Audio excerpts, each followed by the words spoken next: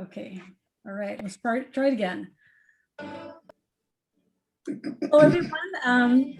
Welcome to the 2021 graduation ceremony of the Sacramento Entrepreneurship Academy. I do appreciate that for this year, it's obviously another virtual program, but what's really special about this is it was definitely one of the best programs that we've ever put together, and that includes our in-person. So I'm very, very proud of what we have accomplished together, and we're going to be celebrating the fellows that are part of this program. Before we start, I do want to cover our agenda. We have a couple of wonderful addresses today. We'll kick it off with our fearless leader, our board president, Lori Dakin, who will provide us with the welcome address for this ceremony. And we get to hear from one of the 2021 fellows and to speak on behalf of the class what the 2021 program meant to her. And then I'll then proceed with the announcement of the graduating fellows and presentation of the awards. As I mentioned a little bit earlier during the mixer, there will be a couple of reveals because we'll be announcing the winners of the best pitch presentation, as well as the best business plan. And then our closer for the evening, we're very, very excited to bring back an esteemed alum, Ari Chan, who is our 1997 fellow, and he's the founder of Creativity School and Storyteller Academy, and he will provide our alumnus keynote address. So that's our agenda today. And anyone has any questions before we start? Cool. I think we got everyone. Let's see. We got Helen. Nikki's here. A lot of friendly faces. Nick, thank you for joining us. And Chris is here. Let's congratulate Chris. He's the winner of the Big Bang Award this year. Thanks, congratulations. Yeah, that's great. So I liked your post about the newspaper delivery to newspaper article. That was yeah, good whole 360. That was fun. Thanks, guys. Yeah, thanks for being part of my journey. So thank you. All right, so let's kick it off with a few words, inspiring words from our president. I'll turn it over to Lori. Thank you, Christy. Welcome, 2021 cohort, board members, alum, friends, and family to the Sacramento Entrepreneurship Academy class of 2021 graduation. We are gathered here today to celebrate and honor our 2021 cohort. 4 months ago, Eddie, Donna, Justice, Helen, Carrie, Alan, and Carla all embarked on their entrepreneurial journey with the SCA. In that time, the class obtained the tools and the know-how to take their business ideas from ideation to launch. They braved this daunting task in a 100% virtual environment, an environment where personal connection and building rapport can be challenging and awkward. However, this class set the bar for creating a productive, creative, and fun learning environment. They embraced their choice to be part of this unique experience with excitement, positivity, focus, and determination. I can also say at times they were overwhelmed and downright tired. It takes an extraordinary amount of physical, mental, and emotional energy to create a successful business. Chances are you'll start with an idea that more often than not will morph and evolve to better fit the market you're serving and your customer needs. This happened more than once for every member of this cohort. Eddie, Donna, Justice, Helen, Carrie, Alan, Carla, you are all champs. I watched each of you pivot. You were all smart, you were strategic, and most of all, you were authentic when you made these bold moves. That's easy for me to say right now because at the time, I was nervous. The clock was ticking, deliverables were due. But however, like all successful entrepreneurs, you embraced the proper mindset and the cohort prevailed. Without further ado, congratulations to the SEA class of 2021. Let the festivities begin. Thank you very much. All right. Thank you. Well done.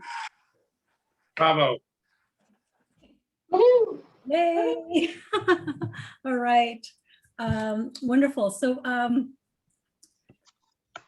wanted to thank definitely a lot of people. This program, particularly this year, was definitely challenging, not just because of what's going on, the crisis or pandemic that we're dealing with, but I think a program that's been going on for its 35th year, we wouldn't have been as resilient if not for the strength of our board and the community leaders that support us.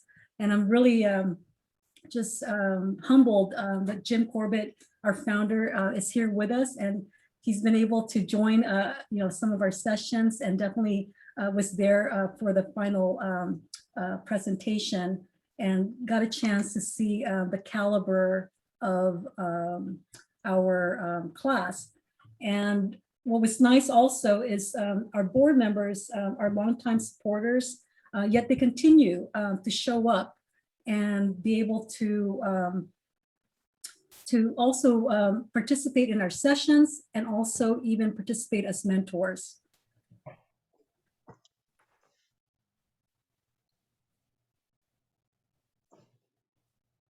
And in fact, joining the board and the leadership team, we actually have our presenters and panel speakers. And I don't know what you think of our class, but this is probably the most varied speakers that we've assembled on behalf of the 2021 class. As I mentioned in the beginning, because of this transition from in-person to online, we want to make sure that this program is highly curated. In some ways, we were actually identifying speakers as we were progressing along, just to make sure that they were fit for purpose for the fellows and what their interests were. And as you can see, this is a cross-section of entrepreneurs, serial entrepreneurs, community leaders, and a lot of friendly faces. We have a lot of our alums that came back and and paid it forward, including Nikki Peterson, who's here today. Also, we have our keynote speaker, who's an alum. And just a couple of weeks ago, we also heard from one of our illustrious alums, Thomas Gentle, who is the Chief Operating Officer of Nature's Bakery. So it's just worth noting that when you're in this SEA community, it's a very vibrant community. It's your tribe. One of the things that I learned in being an entrepreneur is not just having the qualities that makes entrepreneurs successful. It's having, not just the grit and the resilience, but having this network. And I have to say that ours is by far the best that has nurtured many, many successful careers. And just, I don't know if you've seen this, but I just wanted to just do a shout out, for 5 Star Bank and, Anthony Garcia, who's a board member. It just shows you the deep support that we get of people, not just giving us, organizations, not just giving us financial support, but also lending their talent to lead this organization forward, and also contribute as a mentor, as one of your teams here today benefited from Anthony's mentorship. Speaking of mentors, we had, plenty, and I have to say, usually you get like 1 or 2, but I think several of you took advantage of our mentor program and actually reached out to several. And that's really, it just shows you how resourceful you can be. We can only provide you the tools and the resources it's really up to you to be able to apply them. And I have to say, especially when you see the results, it's, people that have applied themselves, showing up to the sessions, being able to take in all the learnings, the methodologies, and applying them, knowing when and when and if you should pivot. That's it was very important, and for this class, because there were several pivots that we experienced, but also reaching out to our high caliber community for support. All right, so are we ready to graduate? Yes. Yay. All right, so Alan, one of your favorite books, right? From the words of Dr. Seuss, you're off to great places. Today is your day, and your mountain, and hopefully several mountains, are waiting for you. So let's get on our way. Cheers. Yes, cheers. So we're here to graduate our 2021 class. We have 4 teams, and we'll be hearing first from our commencement speaker. And then after that, I'll be calling the fellows by teams, and then we'll be able to announce the winners as well. So does anybody have any questions with our agenda? We'll take a break after the announcements of your graduation and right before Ari speaks. If that's okay with you, Ari? Excellent. Okay, super. Okay, on that note, will you please help me welcome one of your own, your commencement speaker for the class of 2021. We have Helen Peterson, who is a social entrepreneur, one of the first candidates that reached out to SEA. If we didn't have her reaching out to us, I wasn't sure if there was going to be a program because of the unusual nature that we were experiencing. What really struck to me about Helen is her goal, her life's passion, to support and create equitable and sustainable cities. And I just really was struck by how someone who wanted to be an entrepreneur but have a social impact. And I'm really very much inspired by her, as some of you may be as well. So would you please help me applaud for Helen, and we're looking forward to hearing her speak on behalf of the class. Thank you, Christy. Thank you for that introduction. It's very nice of you. So hi, everyone. My name is Helen, for those I haven't had a chance to meet, and I'm so honored to be your 2021 graduation speaker. For those of you I haven't met yet, I am one half of the Habu House duo, which I'll talk about a little bit more. Coming into SEA, I had expected to learn a lot about technology and finances, legal things, and other technical aspects of being an entrepreneur. What I didn't know was really what I would learn is that being an entrepreneur is about people.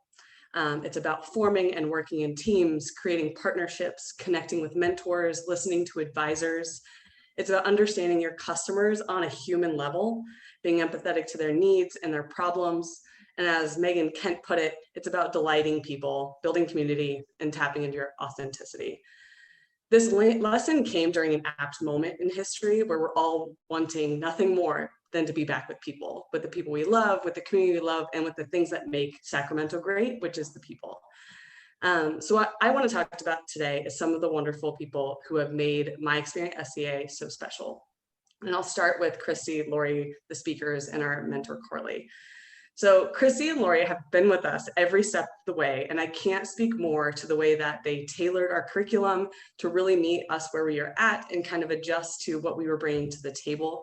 They were always incredibly thoughtful, and they checked in on us to see how we were doing. And it all wasn't just hugs. They also grilled us when we needed more detail or we needed to answer a question about how that we were going to make that work. And so they did this great balance of really being there for us, but then also pushing us when they kind of knew that we needed that. Corley, really, he is our mentor. He was really the one who allowed the rubber to hit the road on two people, Carrie and I, who are dreamers, who have no real even desire to get into the nitty gritty of like business. We love the thinking part. And Corley continually pushed us to say, how would this actually come out? How would it play? And so I couldn't be more thankful for Corley, and then also our speakers. We learned so much from them, and we couldn't be more thankful for what they provided to us. So now let's talk about my people, my fellow fellows, as I have started calling them. Coming into this, I thought I would be the only person thinking about doing something from a nonprofit angle. My experience and passion is in community development, which doesn't often find itself in these kind of programs. And not only was that not true, but almost every single person here was looking to do something in the social sector, whether it was, in mental health or community or education or safety or housing. And so that's just all to say, these are people who will, without a doubt, make our communities better and want to use entrepreneurship to help others, which I just found inspiring every single meeting. And I think it's what makes us so special. And while this group is special as a whole, they're also stars individually. So I'm just going to talk a little bit about each of my fellows. So when I think about Donna, I think about aspiration. She brought energy to every class. She asked great questions. She reached out to all of our speakers. I'm absolutely sure of that. And she learned and she got better every single class. And when I think about Eddie is all about stories. Eddie thrives in connecting with other entrepreneurship stories and telling his own. It drove his authenticity and curiosity. And in that way, it makes a lot of sense that his company is going to help the youth create their own story. And I know personally, I look forward to following Eddie's story. And I think we'll all be hearing about it one day. And when I think about Nick, I think about the bottom line. In a class full of dreamers, Nick continually challenged us to think about how we connect our ideas with a business that actually pans out, which is very useful. He used his financial background to make us more realistic, creative, and viable. And he also had great jokes along the way. And when I think about Justice, I think about empathy. From the first day that Justice shared his business idea with us, it was evident that his goal was to take what video games had done for him and spread it to other people. And I think there's something incredibly special about that, because sometimes when we find something special, we want to hold it really close so that it doesn't change. And his reaction was the opposite. He wanted other people to have that thing that had done so much for him. And I think that is just such a special trait in someone. And he just showed empathy and thoughtfulness throughout this entire program. And when I think about Carla, I think about a lifelong learner. And there are many wonderful things about Carla. She is charismatic. She is hilarious. She puts you immediately at ease. And she was the one in the chat cheering you on, watching, and also like watching her facial expressions was the best part of my day. But one of the things that stood out to me was how eager Carla was to learn. And I think it made us all a better student. She asked questions that we all had, but we were too nervous to ask. And her ability and eagerness to learn was evident in every iteration of their business pitch. And when I think about Alan, I think about someone who shows up as his whole self every day. He brought ideas of courage and social good. He was focused on the most needy and adapted throughout the program. And he always displayed honesty and created a safe space for all of us to be ourselves. And for this last one, I have to say I'm a little biased. Carrie is the other half of Habu House, and I was very fortunate to be paired with her on our second team meeting. And when I think about Carrie, I really think about a dreamer, someone who can hardly contain her ambition and is just teeming with brilliant ideas. She has an eye from combining human problems and really understanding what people are going through with design solutions. And she is such a reliable partner who always shows up as her best self and has made Habu House into what it became. So in sum, I came here thinking I would walk away with a financial toolkit and some idea of how to start a business. And I did get those things. However, the most important thing I learned was that entrepreneurship is all about people and that SCA is a truly special group. I couldn't be more thankful now to be a lifelong SCA alumni and join you all in this group of people. Thank you to everyone and congratulations to my fellow fellows. Helen, you're amazing.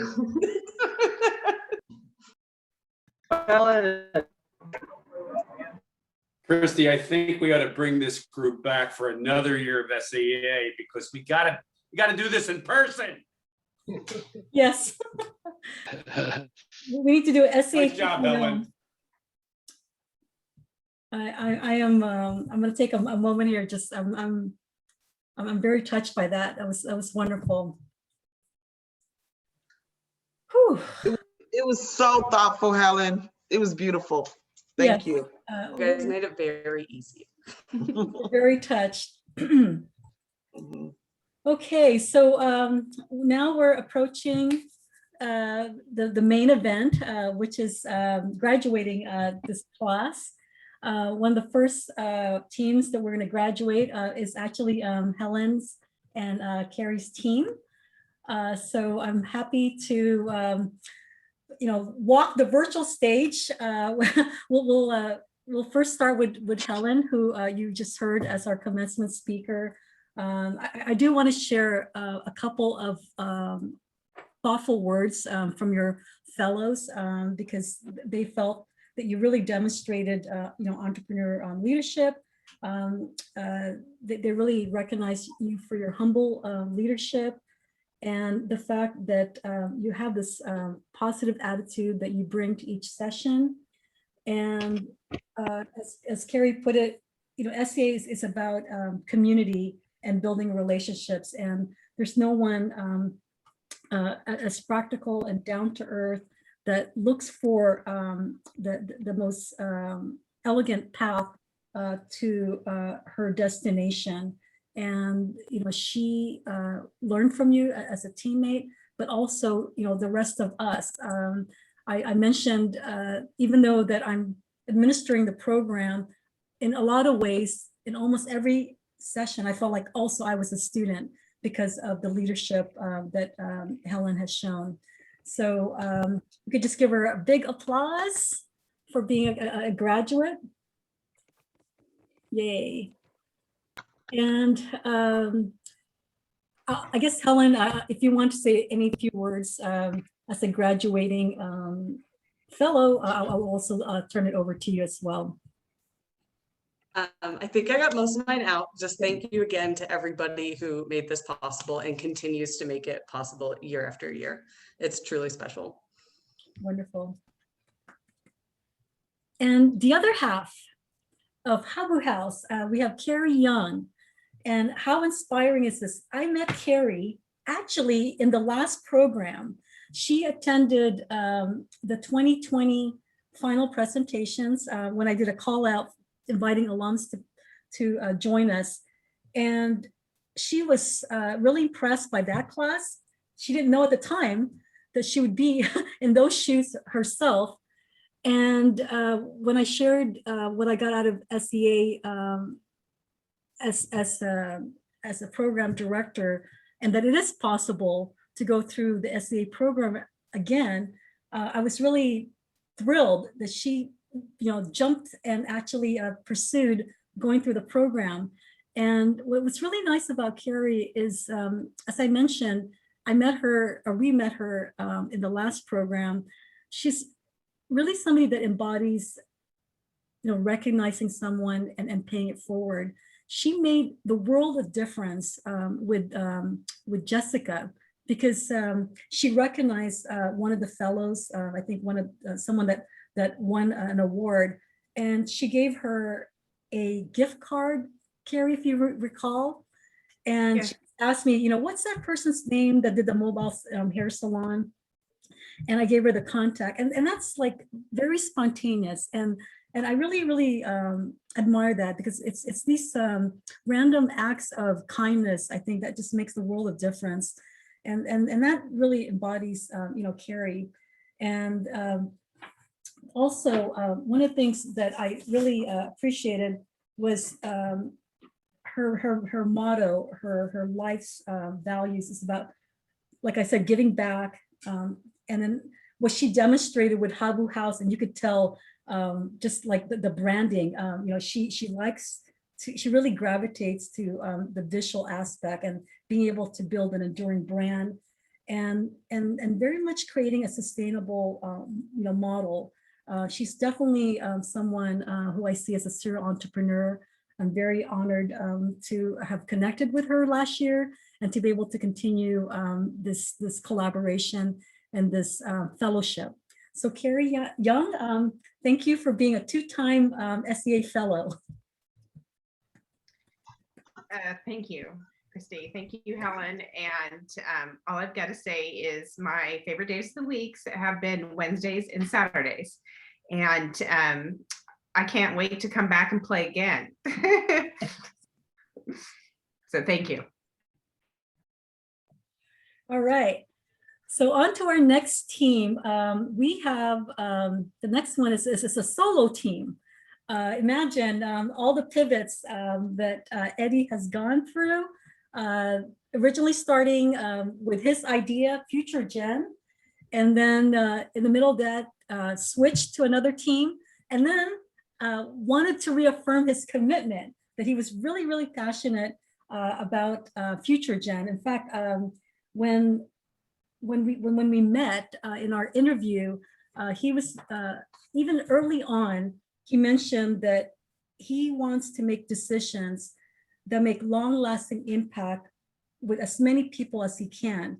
And even then, he had this idea of being able to help young adults with career exploration.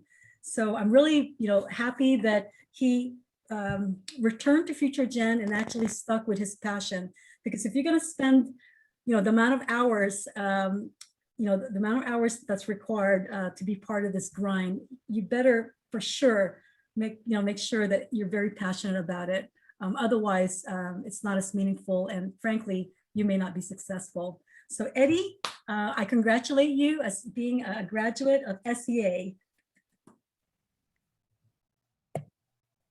Christy, and thank you, everyone.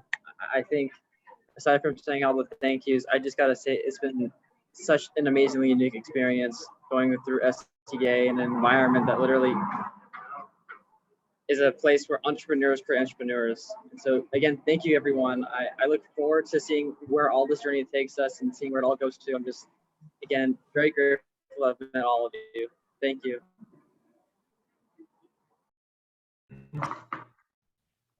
Okay, on to the next team. Again, a lot of pivots, right? So this next team, it's a duo. And imagine we have two gamers in our class. We have Donna Walter, who is actually, it's our fourth year of getting sponsorship from the Sacramento State University, their business college, and Donna represents a fellow from that sponsorship. And Donna, gosh, I mean, everything that Helen said definitely had some resonance with me.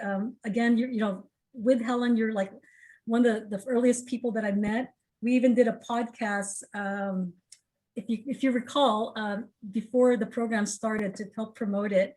And in fact, you're the only person out of this class that I've met that actually met in person twice.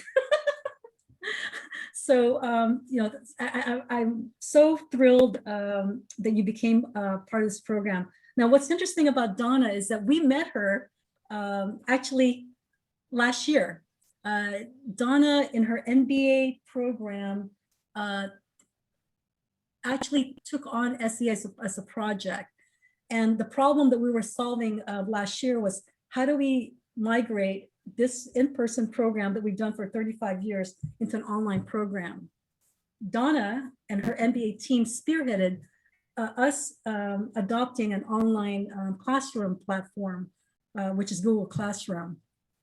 And her team basically set it up and made it really easy, for us to implement it. And as you can see from this class, we used it pretty heavily. And I'm glad that we had that tool to help administer this year's online program. And just a couple things. There's a lot of things that I could say about Donna, but just to take a few words from her peer fellows. Donna, we see you as a very strong leader. Gosh, I thought I was a positive person, but I mean, I don't hold a candle to your positivity every session. I mean, I wake up, even if I feel like, oh, I don't have the energy, I just have to look at Donna, and she's not even caffeinated most of the time, right? I am. Yeah, I got my Starbucks every day. Yeah, she's always bursting with energy, highly motivated, and just the right combination of curiosity, openness, and just rallying the team together. I mean, if ever I'm in a desert island, I would want Donna there just to keep the spirits up and to be resourceful and to know that you can always count on her. So Donna, I want to just recognize all your accomplishments this year, not just completing the SAA program, but also, I mean, because you do a lot and you multitask, you also graduated with your BS degree in organizational behavior and HR. Thank you. Thank you. You say so many wonderful things about me, but really ultimately it is all of the support and encouragement from everybody here. So not only, our mentors really were just huge, like seriously huge. And we were fortunate because we had like two sets of mentors, right? We had my set of mentors from the original team, and then we had Justice's set of mentors from his team. And, we were able to kind of pivot in so many different directions. And, a lot of that is because of them. Justice was just a tremendous partner and was super flexible and like really helped keep me grounded. So huge shout out to him. And then also, to all of the other teams too. I've connected, with every one of the other teams that are here, and they were all just so incredibly gracious with their time and their energy in helping us succeed. So truly, this was a team thing. Helen, I know I reached out to you for help with the pitch deck because y'all had an amazing pitch deck, and I'm like, please help me. And she was so kind. She was like, yeah, let's set up a meeting and I'll help you out. And then, Carla, always super, super positive, just tremendous. And Eddie, thank you so much for giving me the opportunity and the chance during our first little group, really appreciate that. So I learned so much. And then of course, the board members, SCA board members, you all were just phenomenal, really, truly supportive. So thank you so much to everybody. Really could not have passed the finish line without you all. Good. And let's see, the other half of Turnkey Esports, Donna's fellow gamer, Justice Harry. Gosh, the growth I've seen in Justice, it's just, I'm in awe.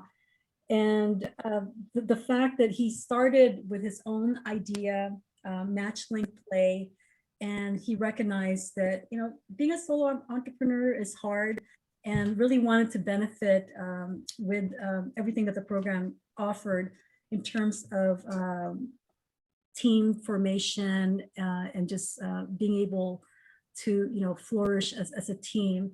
And I knew in the beginning that Donna and Justice were eventually going to work together. And when they chose, separate ideas at the time, I just had this hunch that they would come back to it. So I'm really pleased how it worked out, and they figured out on their own. And I really appreciate that with Justice, building confidence and being able to have this life balance. It's a constant reminder, for us all.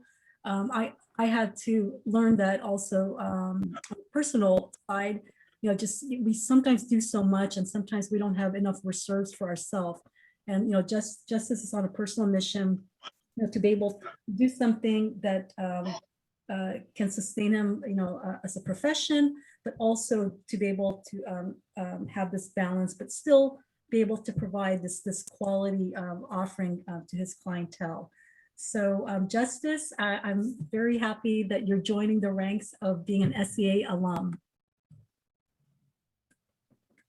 Thank you so much for those words, and I'm just blessed and honored to be a part of this. I joined this because I wanted to learn how to, build, a better business for myself, because I've always had a hard time, trusting my ability to, serve other people. But I've not only learned how to build a better business, I've also learned how to build myself to be a better person. Like when I first started, I had a hard time trusting people. And one of the main reasons why I didn't want to, work with Donna is because I'm so used to, having coworkers that didn't really, believe in themselves and didn't really try hard. But Donna was like the first person that was able to like genuinely trust. So when she said I was going to get something done, I was able to relax and really be able to appreciate her hard work.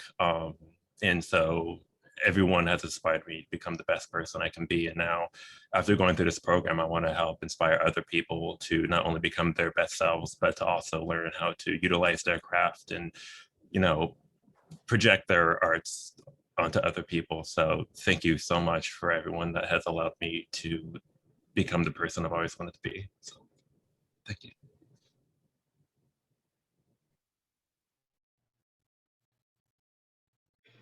I'll say you're on mute, Christy.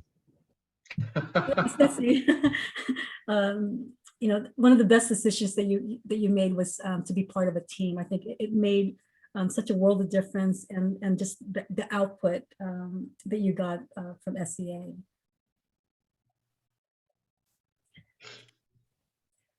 Before I just remembered something. Since we were recognizing outside achievements, I forgot to mention Helen graduated from her master's in urban planning, if that's correct.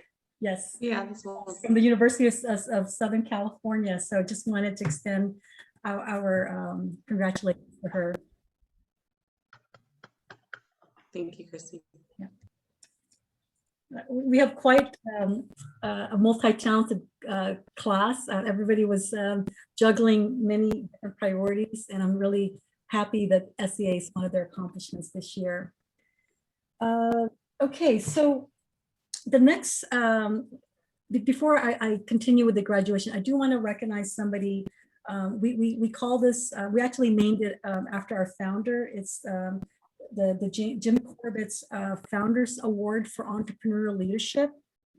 And you could probably guess that there were several of you that were recognized. So we asked all of you to nominate one of your peers.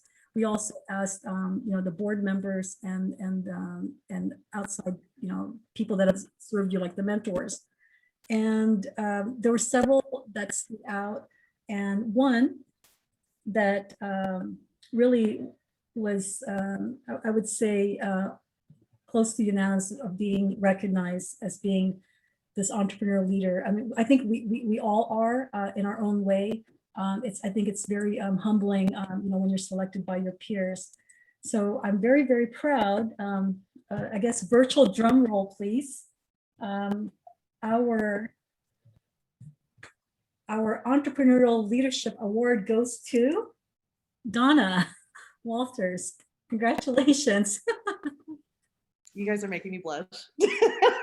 Thank you so much. So Donna, I guess you have an opportunity to have any additional words. Honestly, seriously, you all are just so incredibly amazing. And, I really, truly like everything that I said before about not being able to do anything without you all. I really mean that from the bottom of my heart. So thank you so much for all of the support. I would like to share this honor with you, with everybody here. I think this is just amazing. But thank you so much for acknowledging and validating my efforts. So thank you. Yeah. And it's interesting because the prior years we normally have Nikki provide the award, which is fellowship at her UC Entrepreneurship Academy. But this year she was so generous. she gave it up to anyone that wanted to participate, and it was offered virtually. And guess who took advantage of that?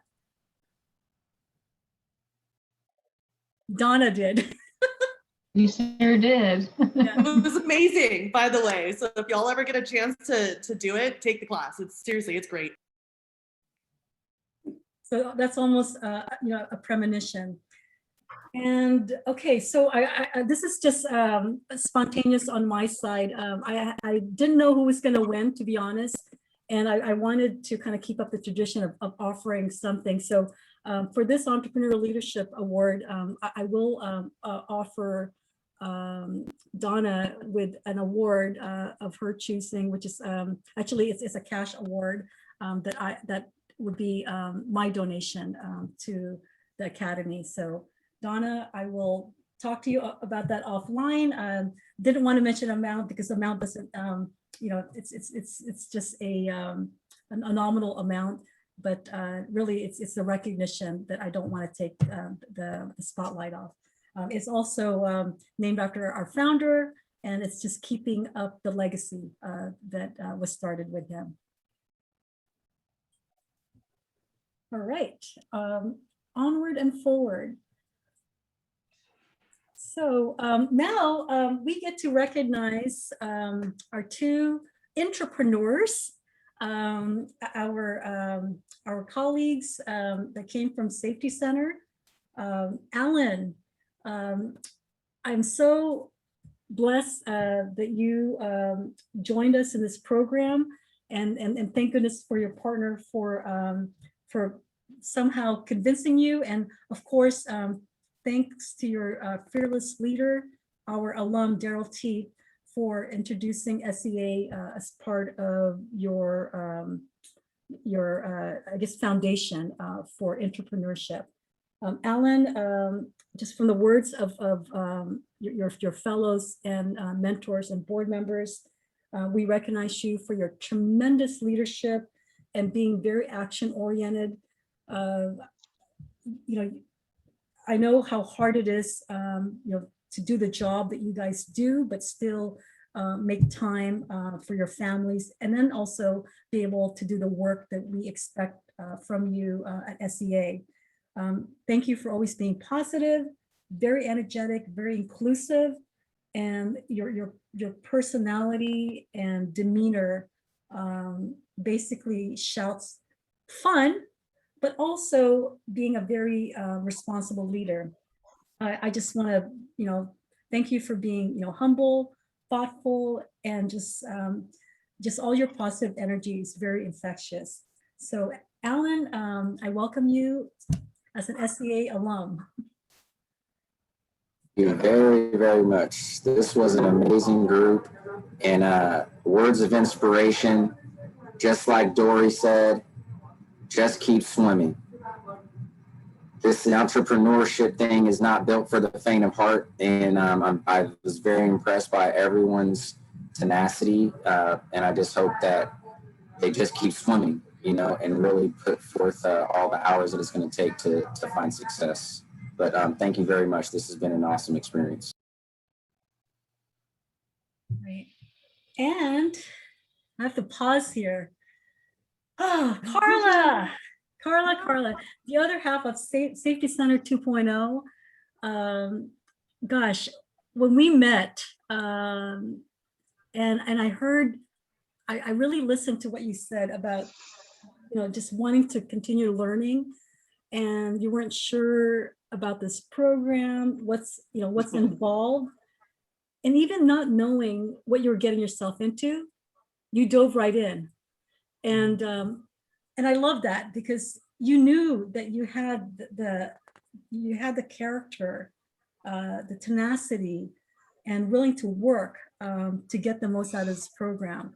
I so admire that about you, and just to see your personal and professional growth gives me inspiration that I can also continue to grow. Right, that it never stops. You could be in this role at Safety Center for several years, but still be able to innovate yourself and those around you. I'm really, I think Safety Center is lucky to have you, and just you and Alan being sponsored fellows of Safety Center just shows you that entrepreneurship exists really anywhere, right? It doesn't have to be a startup. It could actually, this innovative spirit and mindset can reside within organizations such as your nonprofit. Carla, Donna mentioned it, just your positive energy.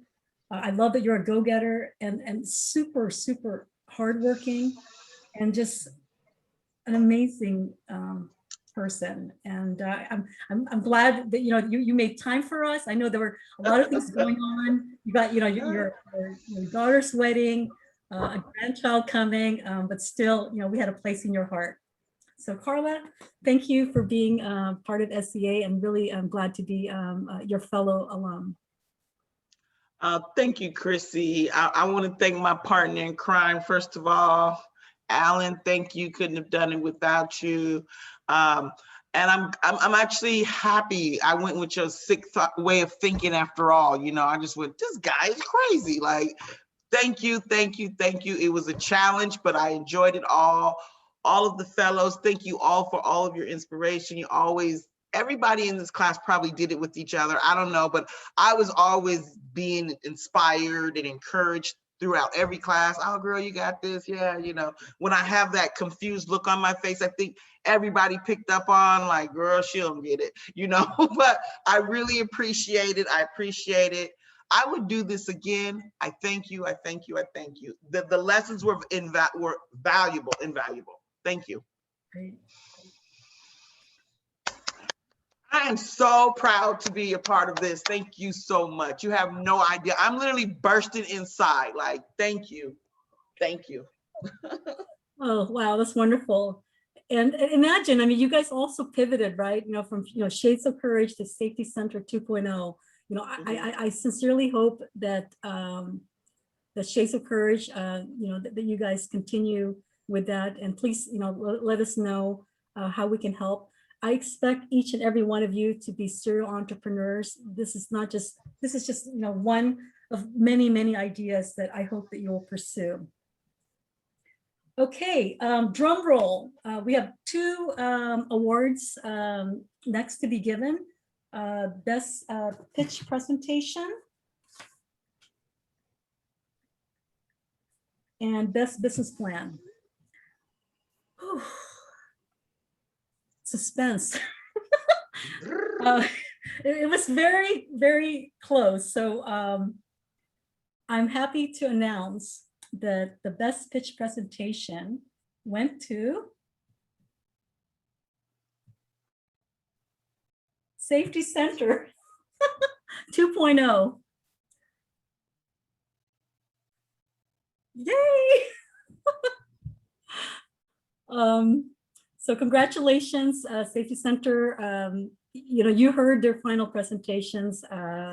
It was amazing, just as the others were, and just based on the performance and obviously the delivery, they were nominated. And I tried to be as neutral. So this is really from the judges and as well as the board members that voted. Okay, on to the next award. The next award is for Best Business Plan. So this is based on the tremendous amount of work of applying everything they learned each session and being able to come up with a plan to bring their idea forward. And that award goes to dun, dun, dun, Safety Center. Can you believe it? Carla, Alan, we need a few words from the winners. It's a sweep.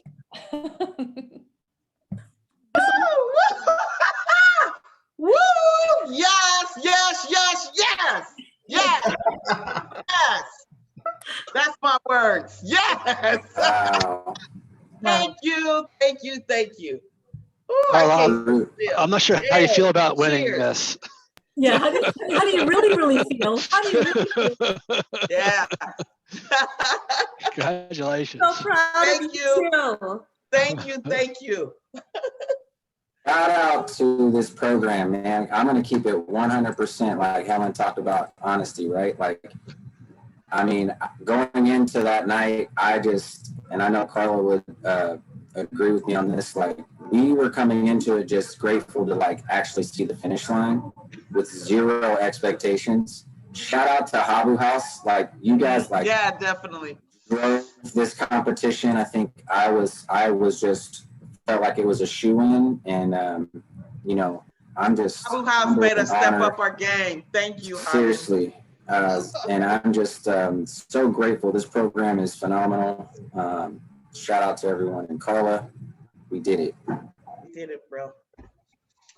That's exactly what you guys set out to do, right? And honestly, you weren't competing with each other. It was really based on how much you applied and accomplished, right? And just keep that in mind. And sometimes it's nice to have, a little bit of, friendly, competition, but in the end, it's really up to you to solve that problem, because everyone had a distinct business idea that they were executing. And so it doesn't take away from any of the accomplishments of the other teams. So please, take that. And I mean that because, we all read your plans and listened, and, I don't have any children, but gosh, it would be so hard to be able to choose, if I had to, because I always feel that I have, just the highest regard for each and every one of you. All right. So that's pretty much the ceremony for the graduating class. Now we're gonna move to our last segment. We get to hear from our keynote speaker. But if I may we take, is it okay if we take a 10-minute break? Is that okay? That way we'll start fresh. So let's come back at 8 o'clock and be prepared to hear from one of the best storytellers around. All right, thank you. So welcome back, everyone. Thank you for being part of this celebration of the class of 2021. Now we get this tremendous opportunity to hear from a fellow alumnus, someone who's further along in their journey. And what great way to be able to have him speak to this class to provide that inspiration that can nourish them in their early start of their journey. And I am very honored to have our founder who knows Ari very well. Jim, would you be kind enough to introduce our keynote speaker? Yeah, yes, I will. I'd be happy to. I have to at least let folks know that while I haven't been as active of a participant with the Academy over the last probably 10 years, to be frank with you, I have made it my mission to get in touch with as many Academy alums as possible and reach out to them, break some bread with them, understand their histories, and really reestablish a friendship. And I utilized LinkedIn, and I can thank Stacy and Christy and Lori for rounding up a number of our alums via LinkedIn. It's been, for me, a personal joy to reunite with so many fine young folks. When I started the Academy back in '86, it just was the right thing to do. And I never ever thought that I would eventually get many more benefits than I brought to the Academy by starting it and nurturing it along the way. I can tell you in my later years, being involved with you all, and I mean that collectively as our alums, and which includes the class this evening, how blessed I am. Well, Ari was one of those alums I reached out to. Ari, it's probably been a couple of years, pre-pandemic, and I had promised that combine a couple trips to visit some Bay Equity offices in the East Bay, and I was going to have lunch with Ari, and then the pandemic hit and things went sideways. But one of us got in touch with the other, and I think it was Ari actually. He said he was coming through Davis and on his way to Reno, and could we get together? And in the space of an hour and a half or two on our family room, I heard this extraordinary story of Ari's journey through entrepreneurship. And I'm not going to go into that detail because he's going to do that. I just want to say, Ari, I'm so pleased you're here. You have a beautiful story to tell. And because you're a professional storyteller, I have very high expectations for you. And in any event, Ori, thank you for being here. The stage is yours, my friend. I look forward to it.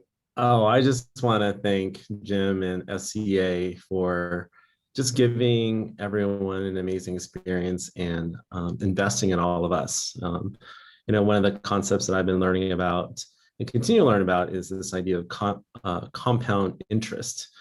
And it goes way beyond finance. And probably the most valuable compound interest that you can earn is your investment in people. And when you invest $100, the interest is maybe a few dollars in a year, but in 10 years and 15 years and 20 years, it's 10 times, 100 times that amount. It's so true, people. I can't express the amount of gratitude to Jim, because he's probably have grown hundreds of entrepreneurs. I think, Jim, your impact is way beyond than anybody can tell. And I'm happy to share the things I've learned. When I started at SCA, I was a young 20-year-old kid, at UC Davis. And I knew I wanted to be an entrepreneur. I knew that in my heart, I was an entrepreneur, but I had no idea what to do, because I didn't have enough life experience. I didn't even know how to run Excel, really.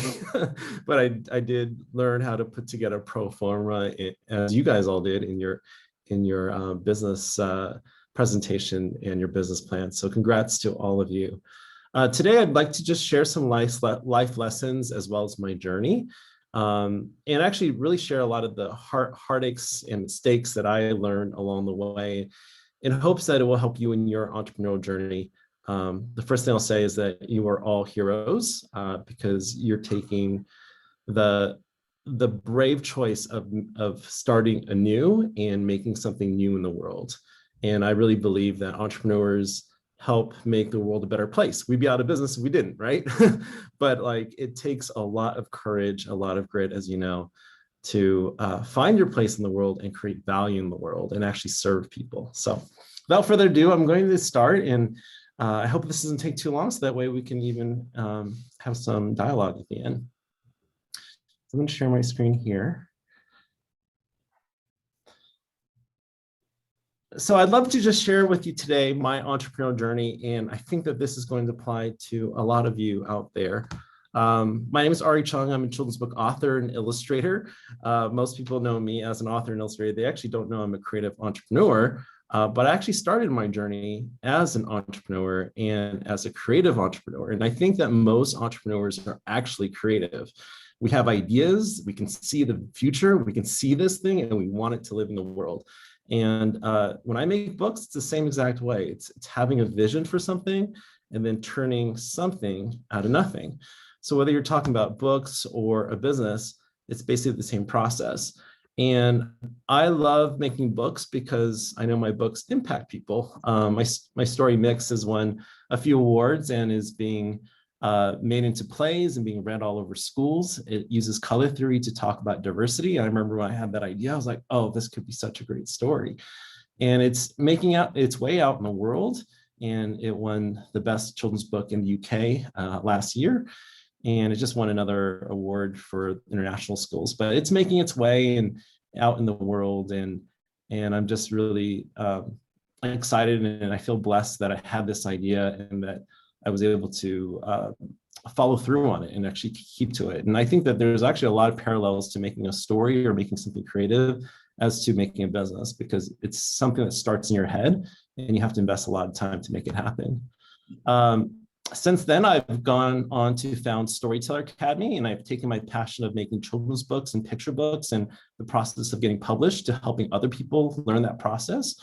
It took me about 5 years, and I didn't know so many things. I thought I knew how to tell a story, but I really didn't. And so I started this online school, and we've helped literally hundreds of people take their ideas, turn them into great stories, and then be able to sell them to publishers. And I get to teach what I love. So I get to teach storytelling, and I get to help other people get published. I imagine it's a lot like Jim with SEA is he gets reborn as new businesses are born. So it's a lot of joy. And then this past year, I started Creativity School, where I basically started an online art school for kids. And this solved a huge problem last year when the pandemic hit and all these parents were stuck with their kids at home. They were driving them crazy. And so we started this business, and it's been growing since. So here are the life lessons, and I have 4 main ones.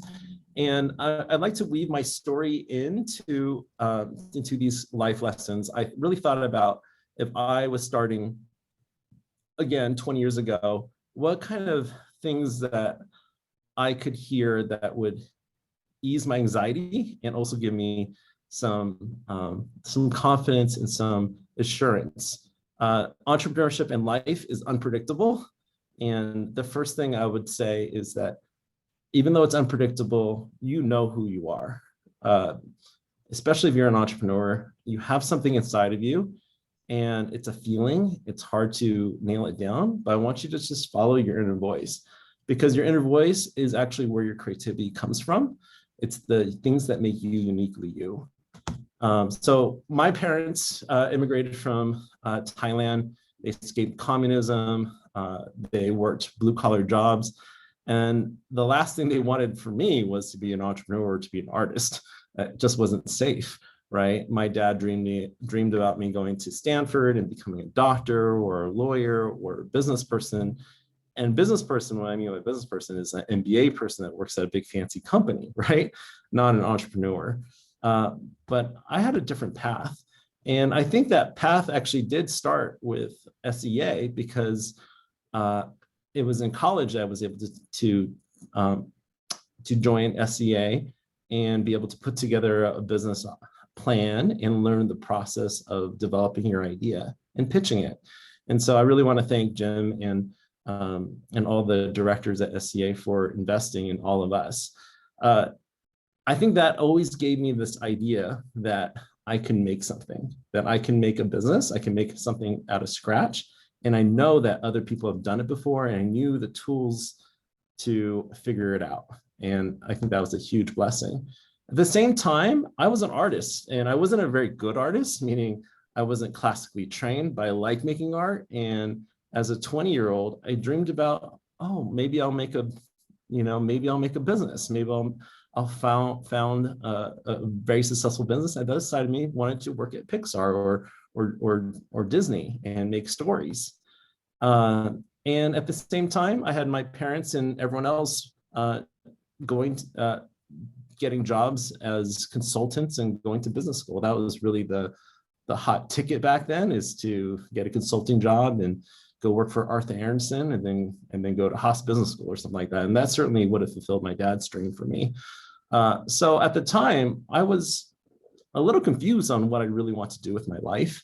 And I chose to become a consultant just because that's what everyone else did. And so I became a business consultant. I got really good at building Excel worksheets professionally.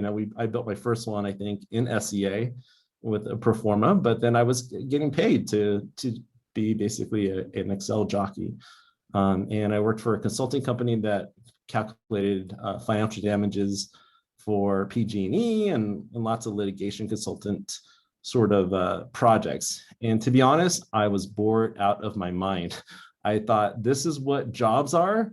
I don't really want to have a job. And I think that's what sparked my other interest of, what is it like to be an artist, and what would it be like to be an entrepreneur? And I think around this time, I started thinking about what I want to really do with my life. And I came across this quote with Steve Jobs, and Steve Jobs has always been a big inspiration for me, not just because I love Apple, but just because of his mindset and how he was able to push himself as well as other people. And so I love to read this quote to you. It says, "Your time is limited, so don't waste it living someone else's life. Don't be trapped by dogma, which is living with the results of other people's thinking. Don't let the noise of others' opinion drown out your own inner voice. And most important, have the courage to follow your heart and intuition." And I have to tell you that my life dramatically changed once I started to follow my intuition and to follow my heart, even though it made zero sense. It made zero business sense, but it started to change my life. And the first way it changed was I met some artists, and I have this concept now. It's called people angels. And I think when you start following your heart, you meet these people that come in your life and they change the direction of your life through their kindness. I would say Jim is one of those. You know, Jim started SCA out of his passion for entrepreneurship and helping people, right? And when you start opening yourself up to what your own inner voice has, then you will start seeing the angels that exist around you. And as we get older and we have experiences, we hopefully can be an angel to someone else. So a stranger can change the course of your life. These were the strangers that changed the course of my life. I was on my way home from my consulting job, doing 8 hours of spreadsheet work and hating my life, to be honest. And I was 21 and I met these artists on the BART train, and they had their big art bags, and I was wondering if they were really good. So I asked them, can I see your drawings? And they showed me, and I was blown away and I was really impressed. And they invited me to go to a drawing workshop. And so I wrote down the address and I thought about it. And the following week, after work, I was in my business suit. I decided to go to this drawing workshop. So I showed up in my business suit to a drawing workshop with all these, 18-year-old kids. And they're like, who's the guy with the suit? And there was a nude model. I never drew from a nude model before. And I really stunk. It was really hard, but I was addicted. I was like, this is so much fun. And I knew I'd found something that I was passionate about. That changed the course of my life because I knew that I needed to get out of this consulting job. I had dreams of going to business school before then because that's what my dad wanted. That was sort of like the typical way of becoming successful. But then I dreamed about actually going to art school and becoming an artist. And so I started to research what opportunities and which schools that studios hired from. And Pixar was in the Bay Area, and I was a huge fan of Pixar movies. And so I researched their job board and I found the perfect opportunity. And this is where serendipity really happens and God works in your favor is I found this job opportunity. I applied while I was at my consulting job. I don't recommend that. But 2 weeks later, I got hired as a production scheduler. Now, I did not do any art at Pixar because I wasn't qualified and I wasn't very good, but I got in the house and I worked on Monsters, Inc. and I saw how production was made. And probably most importantly, I saw how stories could really help the world. This was at the time when 9/11 happened. And I remember when John Lasseter spoke to the whole company that our movie would help the world heal. And everyone had this sense of purpose and such a love of craft. And I think I learned what made Pixar really different. And I also learned, I think, the key to success, which is really loving what you do and executing on the highest level. And when you are so passionate about what you do and you dedicate your whole life to becoming the best at it, you differentiate yourself. And I think that, I had admired Steve Jobs before then, and then Steve would come around at Pixar once in a while and he'd give these speeches, but more so than anything, I just saw his passion and his high quality bar for what he did. And I think that made an indelible impression upon me because it made me see that you not only follow your intuition, but you execute at a high bar because you have so much pride and love in what you do. And I knew, back then, every single Pixar movie was by far the best. It was just the best animated film, right? And they made a film every few years. I worked at Pixar for about 3 years, and I had a decision to make. Would I stay with this company and try to become a manager, or would I follow my intuition and my heart's desire to become an artist? And again, I sort of made probably the worst business decision you can make. I chose to go into debt and go to art school. But I had learned something from Steve and from the folks at Pixar is that if you're going to do it, go to the best school and really do it. And so I attended Art Center College of Design. This is a $200,000 education. It's even more now. It's a private art school. It makes no sense in terms of business. I was giving up a salary. I took all my money out of my 401k and I jumped and I went to art school. And it was a big leap of faith. And I want to tell you a side story is like, before I went to art school, I actually had prayed to God that, God, if you want me to go to art center, that you would, I sort of demanded that you would give me a scholarship. And I had all my finances planned out because, you know, by then I'm pretty good at budgeting and finance parts of it. And I said, all right, I need at least a $10,000 a year scholarship. And I didn't get it. And at that time, I had already put the motions into work with work that I was going to quit and that I was going to go to art center. And I felt like I was kind of stuck high and dry in a way. But something miraculously happened is at the last day of my employment at Pixar, they handed out the Finding Nemo bonuses. Nemo had done so well that the studio decided to give everybody 2 months pay. And that included me. And if I had quit a day earlier, I would have not gotten that bonus. And I think that was a huge sign. And so I went to Art Center, and that bonus paid for half of my first year. I didn't have to loan until the end of my first year, and then I loaned the rest. And I did come out with $200,000 in debt. But in Art Center is when I found my love of picture books. And I took Stephen Turk's class, and he showed me the process of making a dummy, of taking your ideas and being able to draw the story out and really refine it and to make it a product. And I think I fell in love with picture books for a lot of different reasons, but one of the main reasons, which is similar to being an entrepreneur, is that you have a vision for what you want to create and you get to own the whole thing. I could write the story, I could illustrate the whole story. It's pretty much my product. You know, there's really no other jobs that you can do the whole thing. You know, the only way that you can do that is be an entrepreneur, where you start the whole thing and you do the whole thing, right? And you hire people on your team. So I knew I wanted to become a picture book artist, and I graduated. I worked in games, but I wasn't able to do it initially. But it pointed the dots to what I would do later in my entrepreneurial journey. And I wanted to tell you to really follow your heart and your intuition, even though it might not make sense at the time that you're at. You know, I know a lot of you are maybe just finishing college or going back to school, and just follow your intuition. It might not make sense looking forward, but when you look back, it'll be easy to connect the dots.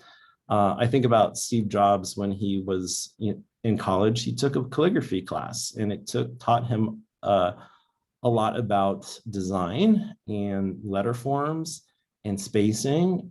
And one way that Apple differentiates itself from the very beginning is its sense of design. And that really started from him just being curious. So I really encourage you to just follow your curiosity, to follow your intuition, follow your heart.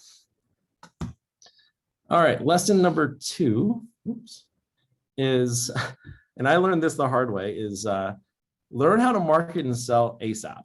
And I want to walk you through what happened with my first business. And I think when I started my first business, because I had so much experience doing spreadsheets and analyzing things and whatnot, I had not started a business before. I had a lot of faith in the research process, right? And so I did tons of research, and I had a friend who had started a online business, and he was teaching me how to start an e-commerce store. And I did lots of research, and I saw this niche in wall decals, and I thought I could do something new. I looked at the market, and I thought they were all pretty crappy artwork. And I thought that I could create something a product that was much superior. And we went down to the details. So the product that existed in the market had these cheap plastic wall decals. They had a border around them. I didn't think the designs felt very unique. They felt very clip art like, and they were cheap. And so I set out to make something superior, and I decided that, I could utilize my contacts in the children's book industry and license out children's book artwork, and we could create these decals that felt like they were painted on your wall, a superior product. And so we did the research, we found all the categories, we found all the sales data. I leased an office, I bought a printer, I started making these decals with my friend who joined me on this entrepreneurial journey. And we launched to the children's book community. The librarians loved it and cheered us on. Some of them bought some products. We made more products, we researched more, and we launched more products. We found that trees were a big seller, so we made trees of our own. We made lots of tree decals, and we were manufacturing these sort of by hand in our little office and putting them online. And I learned that we did not have product market fit. So this was our process in our thinking. And I think this is pretty typical. What people do is, you do market research, you then design the product, and then you make the product, and then you sell the product. And from there, you send it and you fulfill it. And our results 2 years later, I spent 2 years of my life doing this. We had very few sales.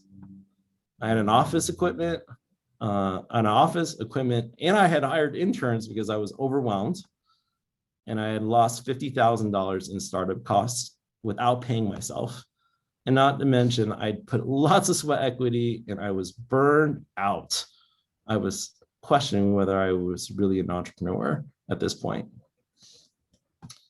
I can tell you, looking back, what I would have done instead. And this is the advice I have for you. If I could have told myself back then, do this instead, don't do that, do this instead. Okay, test your idea with upfront cost. It's even okay to lose money on your product if you can test it as soon as possible.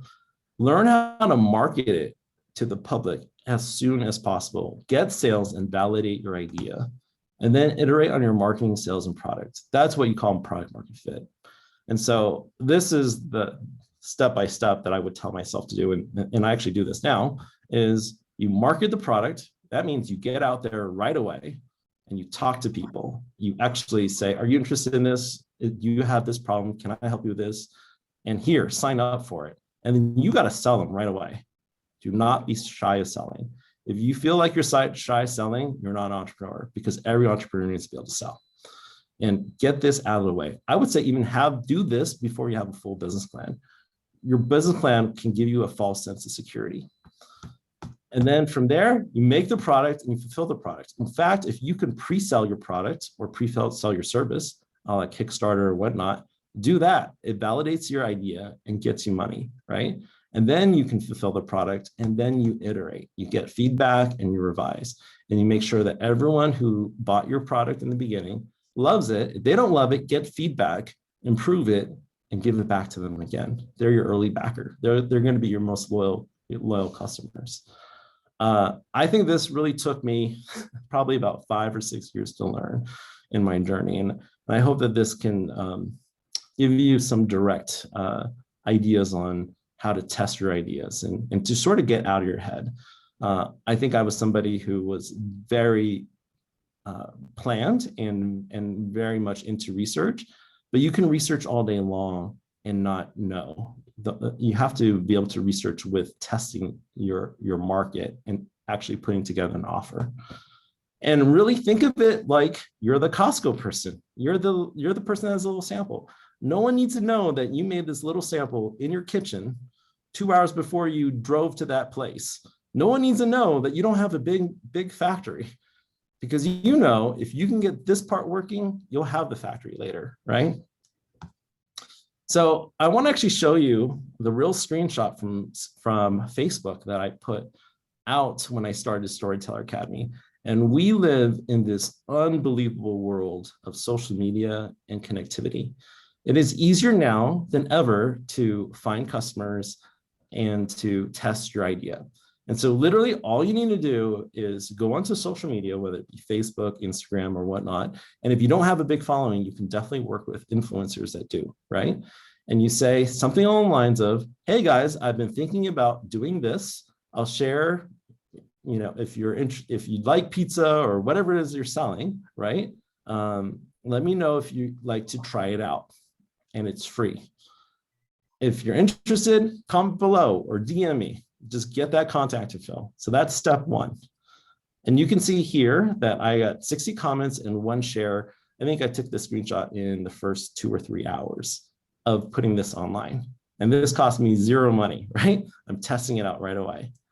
From there, so you can see that I have 60 comments. From there, you can follow up. Okay, I've got people that are interested. Now I'm going to get contact info. So I started off with a copy that says here, have you ever wanted to make a storybook? So you want to catch them with a hook, right? You know, do you have this problem, right? Do you have this problem? Would you like to have it solved?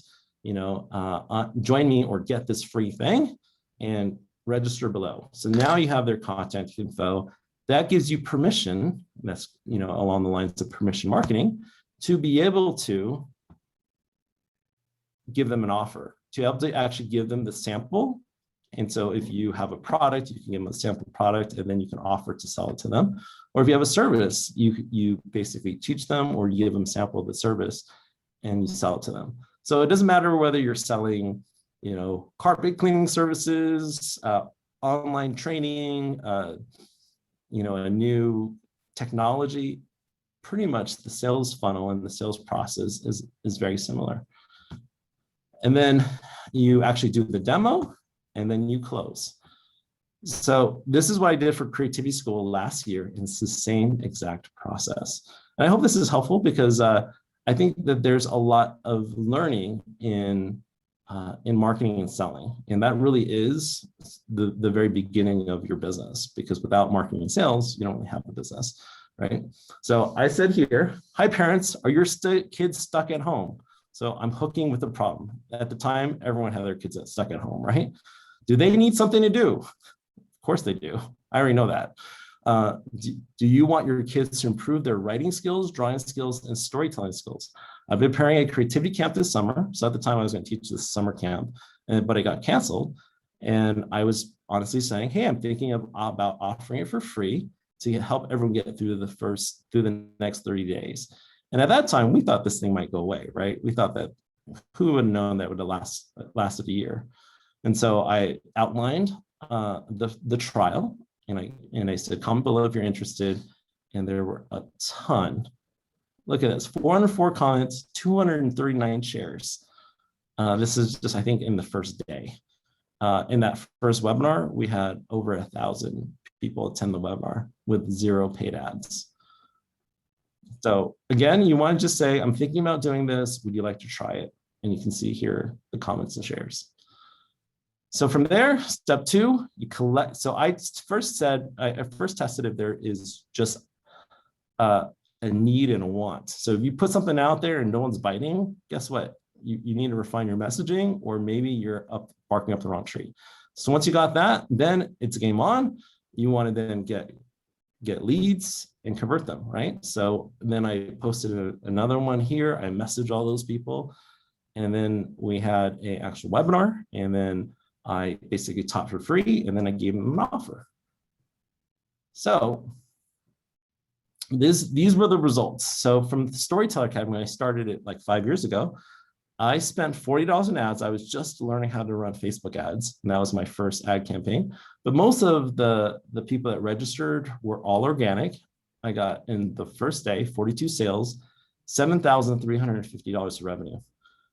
Embarrassingly, I probably made just about as much money in one day than I did in 2 years in my other business, where I worked 10 times harder researching everything and thinking that I knew everything when I really didn't. And so you can just test your idea by getting out there and marketing and selling. For Creativity School, we spent $0 on ads. We had 196 sales and $9,000 revenue in one day. Last year, we were able to grow both businesses, and we had almost $2 million in revenues.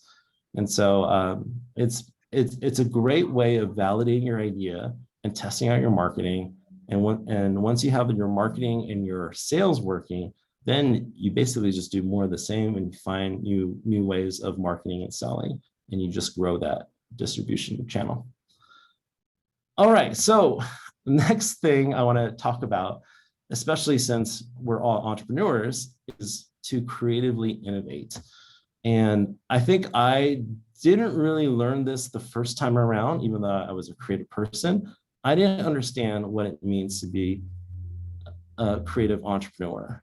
And if you are a creative entrepreneur, you will never compete.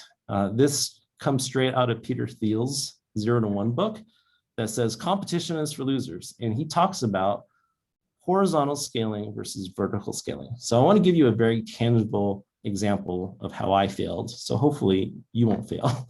So I saw, wow, there's lots of wall decals out there. People are buying these things online like crazy. This is one that's selling well. This is one that's selling well. This is selling really well. I can do it too. So I made my own, but I failed. Why? It's because the market is flooded with so many of these. And I thought I had differentiation, but people didn't see that mine were so much better. They couldn't see the quality online, and they definitely weren't willing to pay 4 or 5 times the price of what these cheap ones were. So I tried really hard and I lost, right? So here's another example of, so you don't want to necessarily horizontally scale, you want to vertically scale, right? So here's another example of how the iPhone changed everything. So back then we had Palm Pilots and all these little devices, and they were great for that time. And then Steve Jobs innovated the iPhone and it changed everything, right? They were like, oh my God, no buttons. Oh my gosh, you can make a phone call. But he had imagined a new thing and innovated, and he created a new category. Of course, Android came along and they copied it and launched. And I think that there is actually room for basically 1 to 2 competitors. But if you're not first or second in a new category, it's probably too late. So Nokia did the same thing. All these other manufacturers did the same thing. They all failed, right? The only ones that actually did better were the ones that went overseas, and they actually made it better because they know their culture, right? So Xiaomi is a new smartphone company that, you know, is worth billions of dollars. And they were able to take Steve's designs and innovate it for their market. They localized it. So they horizontally scaled. They didn't really innovate something new, but they were in a market that they knew better than Apple or anybody else, right? So I think hopefully this is helpful for your idea that you want to really come up with something that is different and differentiates. And that's what I mean by be a creative entrepreneur. So I see this in children's books. I wanted to just give another example of it. I have lots of people that I help with telling stories, and a lot of them will want to make an ABC book. There are 1 million ABC books, 1 million. It's probably the worst idea that you can make because the world doesn't need any more ABC books. There's 1 million of them, right? So what you need to do if you're being a creative storyteller is you need to come up with a new concept. You need to have a fresh new perspective. Mixed was an idea that I had, and I really feel like these ideas are blessings that come to you and you're like, oh my gosh, that's a good idea. And I was able to use color theory to talk about diversity, which of course is a very, very timely topic, right? I didn't try to make another ABC book. So I hope this like concept of you have to innovate through something different, right? So how do you innovate? Well, you can expand horizontally if you're going into another market where there is no product. So if you're expanding in China with something exists here, but you still have to innovate with the localization of that product, right? Otherwise, you need to think of how you're adding value, how you're adding something that's completely new.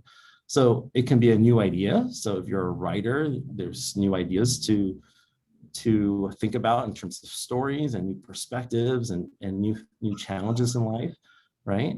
If you're a designer, you can think about new designs or new approach. And of course, if you're a technologist, I think there's tons of opportunities to make tools and to make the future with technology. And from today, I've heard that many people have some ideas there. I think I learned this the hard way from my first business is if you don't do this, you really risk competing on price and becoming a commodity. And when you compete on price, it's really a losing game. And you end up just working your butt off and burning out. So with the last lesson that I've learned is that you get to write your story. And as a storyteller, I love structures and story narratives, but it's the execution of it. And you guys probably know the hero's journey, where the hero goes through an ordinary world. They have a call to action. So for you as a creative entrepreneur, it's that spark of the idea. Or perhaps you meet somebody who has an amazing idea, or perhaps there's a problem that you really care about. And you feel compelled because you see a brighter future. You see what it could be. And then you need to decide, am I going to take this on? Am I going to make this happen? Am I going to invest time in my life? Am I going to stop doing other things? And usually most of us are scared to do that, right? Until we're able to meet a mentor. So that's where SEA is such an amazing resource. People like Jim, people like Christy, your peers here, you guys can be mentored to each other's, right? And support. And that's when you cross the threshold. And the threshold is when you say, I'm committing to this, I'm doing it. I'm going to put my message out there. I'm going to test it. I'm going to try to get first sale as soon as possible. I'm not going to overthink it and overanalyze it like I did. And then you test and you fail. You have competitors, you have enemies, but you still iterate. You go through failure. So in my story, I feel like number 8 was my first business. I tried my first business, I failed, and I learned from it though. And then you learn from your failures and you get up and you do it again and you overcome that roadblock. For me, that roadblock was actually marketing and selling. I think as a creator, I always thought if the product is great, that it'll sell itself. And I always was a little bit fearful of being the sleazy salesman. Raise your hand if you ever have that fear, right? What I've actually learned is marketing and sales is the very beginning of your journey. You have to have all 3, and you actually have to be great at marketing and sales. And that's why I actually put it as one of the key points. And when you get over that fear, whatever's holding you back, sometimes it's confidence, sometimes it's mindset, sometimes it's marketing and sales, then you're reborn this new person and you return with so much knowledge and success. So I want to just congratulate you all for taking the plunge, being part of this amazing program, and wish you the best on your journey. And you get to write your story. You know, this is really the beginning of your journey. I hope I gave you some great insights on my own journey. I'm still continuing on it and learning from folks like Jim and other folks ahead. And I hope that I can help you as well. So that's all I had for today. Christy, if there's any comments or any questions, I'd be happy to be here to share. Yeah, and I love that. Just keep swimming. Absolutely. Yeah. Thank you so much, Ari. That was such a great story, a couple of stories embedded in that, and it was very inspirational. Does anyone have any questions?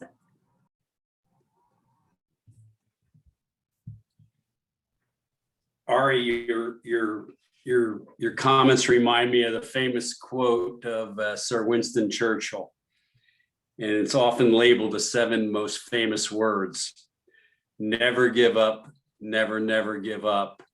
And you stuck to your vision. Wonderful story. I don't think you could have told it better. Beautifully done, Ori. Thank you for being with us.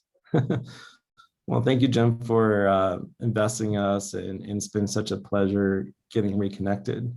I had never forgot about Jim and SEA, and when I was in art school, I was still itching to be an entrepreneur, and it took a while. So if you are in your journey and you're not sure how it's all going to come together, just keep following your intuition, your heart, and it will come back. It will come back. Yeah, Ari, I have to think that 2020 will be a threshold year for you.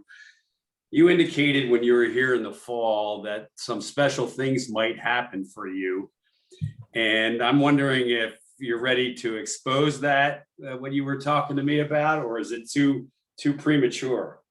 It's still Well, I can tell you maybe, I can tell you guys a little bit, but I can't tell too much. So Mix is doing really well, and we're working on the second book, and it's just been optioned to be a movie.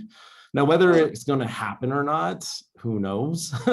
Because things get optioned all the time. It needs to go through getting a writer and then getting greenlit, but that's a huge dream come true. And then on the entrepreneurial side, I'm working on my own self-published mixed books. I would love to have several books out by the time this movie comes out, if it ever comes out. And if it doesn't come out, it's all about marketing and sales, right? So you market it, sell it yourself, and you don't need to rely on someone else. So I can say that much. I can't tell the studio or the celebrity behind it, but it's exciting. Sure. Yeah. Well, it sounds like you're still working on those 2 tracks that we talked about, and good for you. It's a fascinating story. And this past week, Christy knows I was in in Illinois, and one of our alums has a tent company, and I was staying in one of the tents that he's erected for a manufacturer that's going to build Ford electric trucks for Amazon. Wow. So we have creative entrepreneurs, we have tent entrepreneurs. The stories, ladies and gentlemen, that you are now part of are phenomenal. And Ari represents just one of the most fascinating group of people you could ever want to meet. I mean that from the bottom of my heart. So Christy, thank you for inviting me, but most of all, thank you for inviting Ari and the 7 people that graduated today. Each one of you represent that special kind of person that I saw in Ari so many years ago. So SEA is in a good place. I wish we could serve more folks, but the market for entrepreneurship is much more fragmented than it was in 1986. For sure. And, we continue to innovate, find our place within this dynamic startup ecosystem in Sacramento. With our virtual format, we were able to expand to reach places where Eddie found us and Carrie is able to join. So hopefully that becomes part of our model. I just want to thank everybody for joining us in the celebration of the class of 2021. I guess the party continues. We will have, we're very happy to come back to an in-person event for our 30th annual showcase. And Jim, this one is going to be at the Vizcaya, which you already know where to go. Yeah. So let me, if you don't mind, Christy, if I could just promo that. Please. Ethan Conrad was out of our second class, and a quiet sort of guy, to be honest with you. But that was the first year of the business plan, very first year. And I think he bought some sort of foreign car that was in bad state of fixing it up and reselling it. Today, he probably owns 600 buildings in the Sacramento region. He could be, and Corley Phillips might want to comment on this, but he could be the SEA's first billionaire. And he is going to be interviewed by Buzz Stryker, who frankly met Ethan as a prospective landlord when Buzz was starting his business POS portal in Sacramento. And boy, you didn't want to be in the middle of that lease negotiation, I can assure you that. But be that as it may, I think the showcase is going to be extra special this year. And I look forward to seeing you all in person. Hey, Jim, if you want me to comment on that, Jim put Ethan and I together. This is the power of the SEA network. Back when Ethan needed a money partner, he doesn't need a money partner anymore, but he needed a money partner, and Ethan and I bought some properties together. And Ethan is just an amazing entrepreneur. He does own over $1 billion of real estate. I'm not sure if net of debt it's $1 billion, but he's doing very well. Well, and the person that's interviewing has done very well too. He's an SCA alum out of the early 90s. Ethan was 88, I believe. Buzz was in the early 90s, and it should make for a fascinating conversation because Buzz is one of our most, in the same ilk as Ori, I might add, one of those charismatic entrepreneurs that I think you all enjoy seeing. Great.